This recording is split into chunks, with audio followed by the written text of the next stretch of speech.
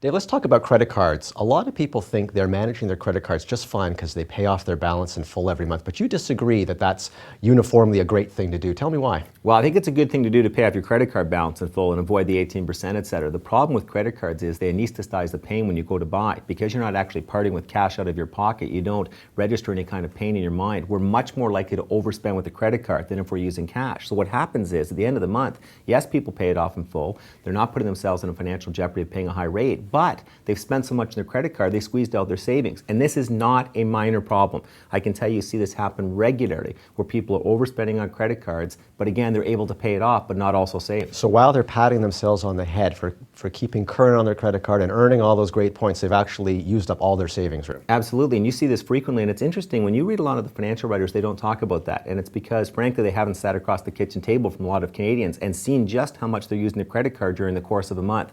Whether you pay it off or not, be careful of these things. They lead to overspending.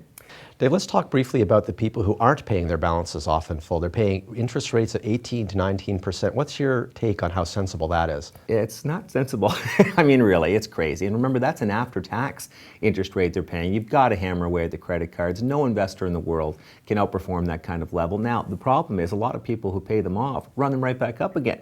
Once they're down, they think, geez, I've got the credit, I might as well take it up again. You've got to have the discipline to stay away. But there's very few investments, probably none, that are better on a guaranteed after-tax rate of return basis than just hammering away at the credit card. Okay, in closing, give me a quick action plan for hammering down the big fat balance I've got on a credit card. Well, the first thing you have to do, and again, it's old-fashioned advice, is cut up the credit card, because there's no point in paying it down and keeping it to run it up. So get rid of the credit card, cut back to one, lower limit. But I like using pre-authorized checking, where you take it right out of the bank account each month and you hit away as much as you possibly can. You take human nature out of the equation. If you try to budget a certain amount to hit on the credit card, you'll go ahead and spend it in most cases anyway. Sounds good. Thanks, Dave. Thank you.